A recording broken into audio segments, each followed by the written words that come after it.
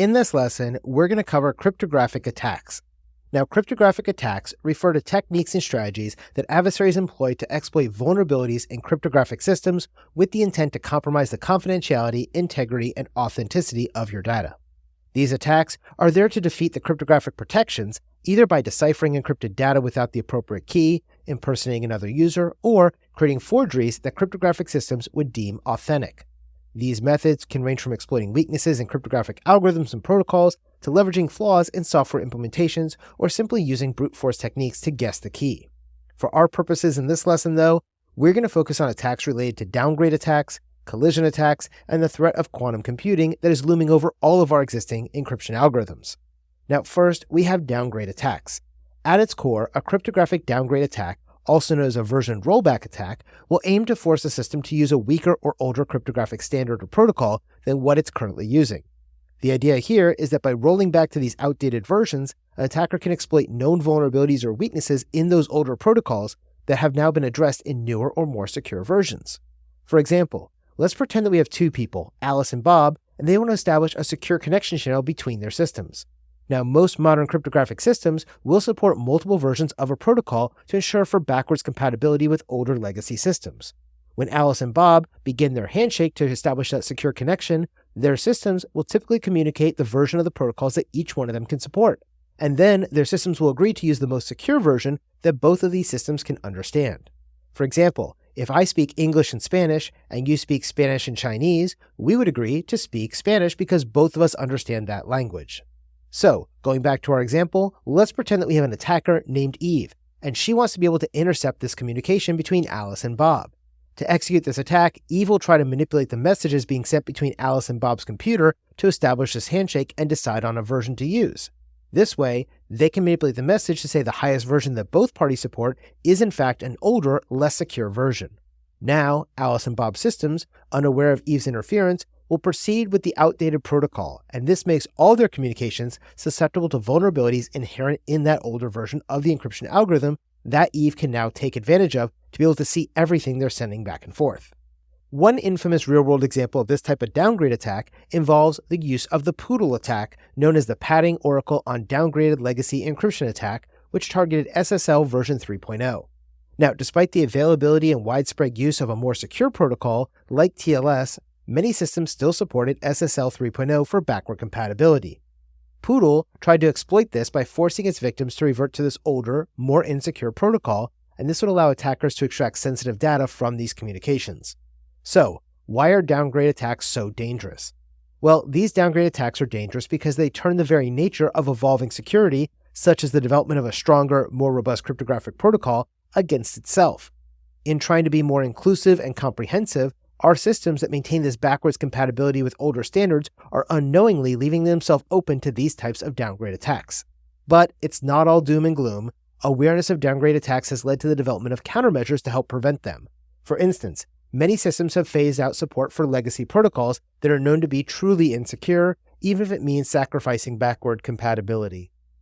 In other scenarios, version intolerant checks can also be employed, where a system tests the waters by initially claiming to only support the most recent protocol version. If the other end user truly doesn't support the latest version, they will naturally respond accordingly, but if there's any interference forcing a downgrade, this will quickly become apparent. Second, we have collision attacks. Now, a collision attack aims to find two different inputs that produce the same hash output. This can be a vulnerability because hashing is commonly used for data verification. For example, when you're downloading a file from the internet, the website may provide a hash value for that file. Once you finish downloading the file, you can run it through a hash algorithm and calculate a new hash digest. Then you compare that to the one that's listed on the website. If they match, it's assumed that the file has not been tampered with. However, if an attacker can produce a malicious file with the same hash value by exploiting a collision, the user could be tricked into thinking they have a legitimate file when in fact they have a file that has the same hash value, which means it's subject to a collision. Historically, MD5, also known as Message Digest Algorithm 5, was a popular hashing function. However, over the years, many vulnerabilities in its structure made collision attacks much more feasible. Cybersecurity researchers were eventually able to create two different sequences that hashed out to the same MD5 hash, rendering MD5 unsuitable for further use in security certificates and encryption technologies. These collisions do undermine the trust and reliability placed on cryptographic tools, and they could potentially allow malicious actors to impersonate trusted entities, forge digital signatures, or distribute tampered data while appearing genuine. Now, the birthday paradox or birthday attack is a counterintuitive probability theory that plays a significant role in understanding collision attacks. The paradox itself posits that in a group of just 23 people, there's a better than even chance that 2 of them share the same birthday.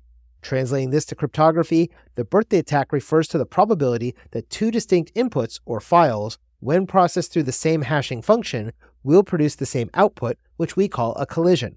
Due to this principle, finding collisions in a hashing function might be more probable than initially perceived.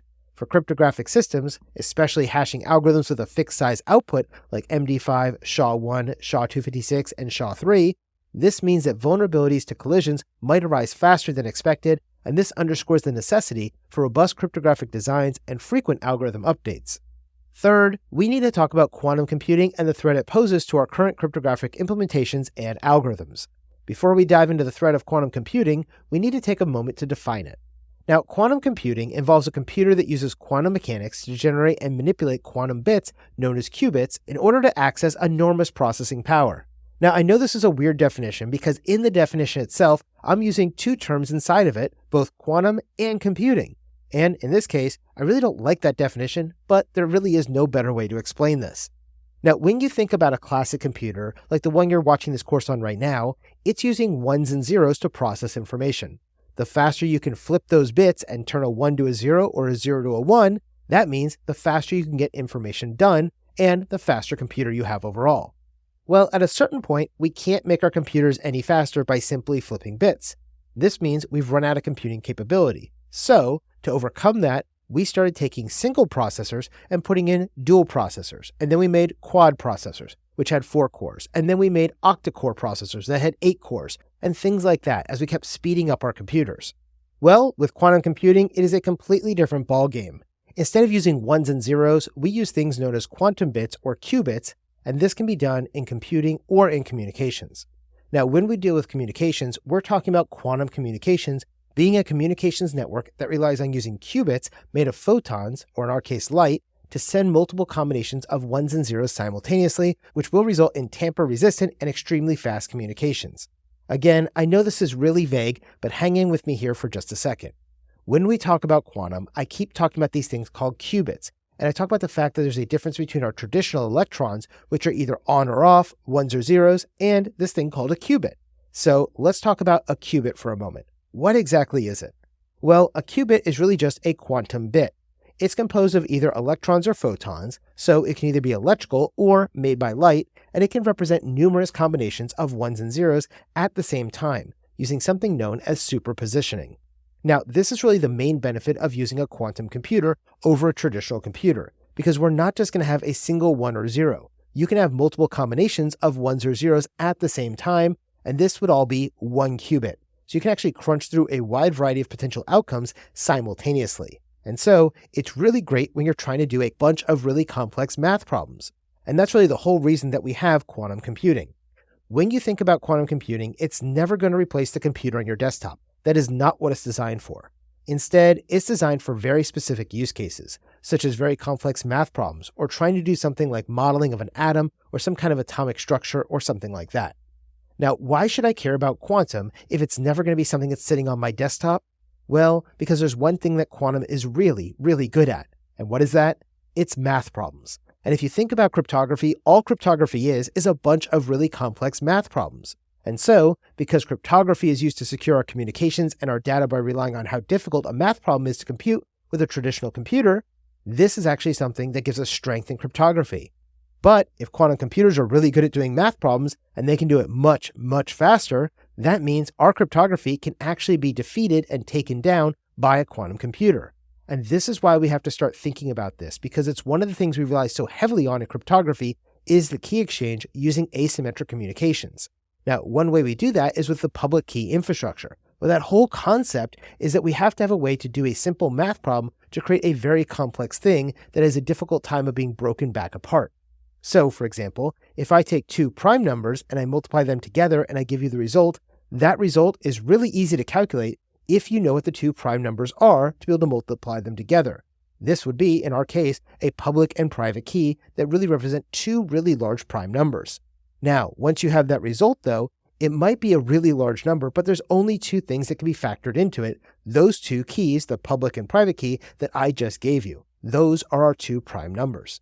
Well, with quantum computing, they can make very quick work of this type of math problem, whereas our traditional computers can't because they involve taking that big number and dividing it by 1, and then dividing by 2, and then dividing by 3, and then dividing by 5, and then dividing by 7, and keep going until we get all the prime numbers and find the two factors.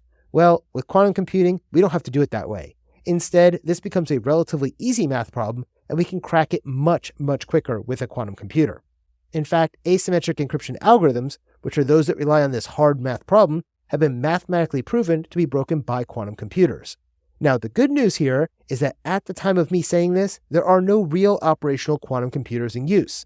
In fact, the only quantum computers at the time of me saying this are ones being used for prototyping and development on a very small scale, and governments and large companies are the ones who are spending enormous sums of money to create these small-scale quantum computers. Right now, the estimate is that we won't have a working quantum computer until at least 2030 for government and large corporate use. But consumers like you and I won't see quantum computers available until sometime in the late 2030s or early 2040s. But it is something we need to be aware of because our current encryption algorithms are not made to withstand the power of quantum computing. So, that brings us to this idea of how do you overcome quantum computers when you're dealing with cryptography, and that is post-quantum cryptography. Now, post-quantum cryptography is a new kind of cryptographic algorithm that can be implemented using today's classic computers, but would still be impervious to attacks from future quantum computers once they're in production and they are widely available. Now, there's really two methods that we use to try to create this post-quantum cryptography world. The first method is to just increase our key size and to increase the number of permutations that are needed to be brute forced. This works well when you're dealing with symmetric encryption algorithms like AES. If I take AES 128 and I increase it to AES 256, for example, I have doubled my key length from 128 bits to 256 bits. But I have actually squared the number of possible combinations that are going to have to be figured out by that quantum computer, and this extends the time and makes it much stronger and harder to crack. The other way we do this is by working on other approaches, and researchers are doing that right now. These are called post-quantum resistant algorithms. Now, these things are going to be looking at using things like lattice-based cryptography and super-singular isogenic key exchanges. Now again, both of these terms are not something you need to understand or go in depth on. In fact, when we talk about quantum computing and quantum communications, we really need to think about qubits and all the stuff we're talking about with the word quantum, and I just want you to associate this with something that can be really easy to break apart our asymmetric encryption algorithms pretty quickly once it's in production, but it doesn't exist today yet. Remember, asymmetric encryption algorithms are the things that we use for key exchanges and digital signatures in a public key infrastructure, and that's really where the threat is when we start talking about quantum computers. Again, right now, we do not have any dedicated quantum-resistant cryptography yet, but in 2022, the National Institute of Science and Technology did complete a 6-year competition to select post-quantum cryptographic standards, and they ended up selecting 4 viable algorithms. For your general encryption needs, NIST recommends that you use the Crystal Cyber algorithm, which uses a relatively small encryption key and is focused on the difficulty of solving learning with error problems over modular lattices to provide a post-quantum encryption algorithm that is roughly equivalent to the strength of our current AES 256-based algorithms used in symmetric encryption. For digital signatures, NIST recommends you select one of 3 algorithms, either the Crystal's Dilithium, Falcon, or Sphinx Plus, although NIST does recommend Crystal Dilithium as the primary post-quantum digital signature algorithm. All these algorithms do focus on the difficulty of solving structured lattices, except for Sphinx Plus, which instead focuses on the use of hashing functions. So remember, when it comes to cryptographic attacks, there are 3 main types that you need to consider. These are downgrade attacks, collision attacks, and the threat of quantum computing. A cryptographic downgrade attack is used to force a system into using a weaker or older cryptographic standard or protocol than what it's currently using. A collision attack is going to be used to find 2 different inputs that produce the same hash output by using the principles demonstrated by the birthday paradox. Quantum computing, on the other hand, is more at the theoretical stage today than the practical stage, and it harnesses the principles of quantum mechanics to process vast amounts of information simultaneously in order to enable it to potentially break traditional encryption algorithms like RSA and ECC in just a few seconds by rapidly factoring large prime numbers or solving discrete logarithmic problems. Since this capability threatens the foundational security of our current digital communication and data storage systems, it is one that you should continually read up on and study over the next few years as quantum computing and post-quantum algorithms begin to become a larger part of our enterprise systems and networks.